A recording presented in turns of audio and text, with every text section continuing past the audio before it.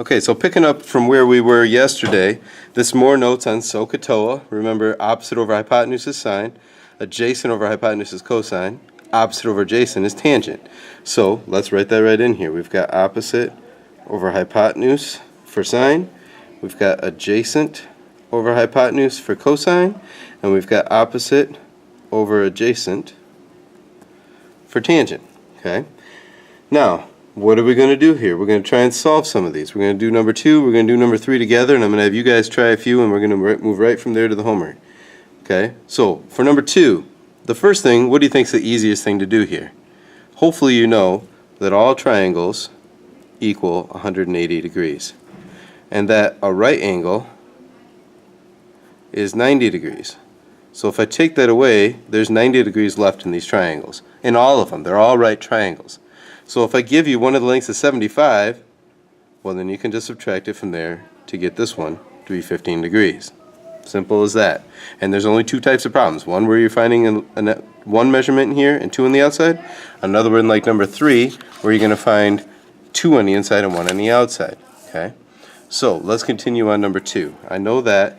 I also know that if I use the angle given and I label my triangle, so this is the hypotenuse, this is the side opposite, this is the side adjacent, that I need opposite over adjacent, which means I need tangent of 75 to find that adjacent value. Now again, when the number is up high, when the letter is low, we divide, so I got to go 9 over tangent 75, which is going to give me A to be 2.4. So 2.4, the adjacent side is 2.4. What about for my hypotenuse? Well, for the one I have is already 9. Don't use one that we round. It was like 2.34 or 396, whatever. Don't use one we round. Use one we have. Opposite over hypotenuse, I need sine of 75 is 9 over the hypotenuse. Now again, I'm going to divide 9 by sine of 75, and I'm going to get a value of 9.3 when I round it. I want everything rounded to 1 decimal place. Does it make sense? Yeah, my hypotenuse is bigger than both of the other 2 lengths. We should be good to go. Okay, that's it. That's how you do it. Let's look at number 3. Okay, on number 3, well, I'll get back to this. Okay, on number 3, I've got 3 sides here. I know 2 of them. How can I find the third? Well, that kind of goes into how you can check. You can check by using the Pythagorean theorem. If you don't remember what that is, you will as soon as I write it, because you've been using it for years. A squared plus B squared equals C squared. It works in all right triangles. You can always check your answer there. You could go 2.4 squared times 9 squared equals 9.3 squared, and you would get the 2 sides to be equal.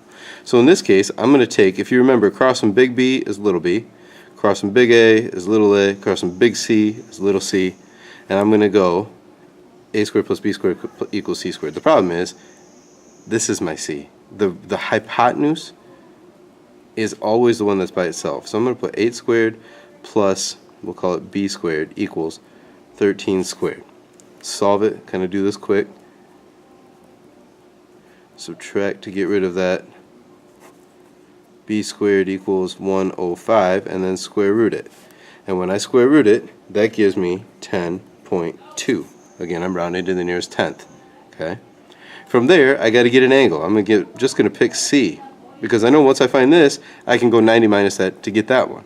So if I use C here, I'm going to go opposite over hypotenuse. So sine of C equals opposite over hypotenuse, and that's where I got to use that arc thing again. Whenever I'm finding an angle, I need to use the arc. Those cancel. The arc sine of 8 over 13, it comes out to be a decimal, but 38 degrees, give or take, is what it is. And again, to find this, I can just go 90 minus 38, and I get 52. And there's that one. From there, I think you don't need to try everything on this page. If you at least try a couple of them, like let's just try 5 and 6. 5 and 6, because one has 1 degree, one has neither. So go ahead and try 5 and 6 a minute. I will put 5 and 6 on here for you. Pause it, try them on your own. Realize that number 5 is just like number 2, and number 6 is just like number 3. Go ahead and try it now. If this is 50, again 90 minus 50 gives me this one, which is 40. That's an easy side. I'm going to use this angle and label it. Here's my hypotenuse, my side opposite, and my side adjacent. I need opposite over hypotenuse, so I'm going to go sine of 50 equals the side opposite over the hypotenuse.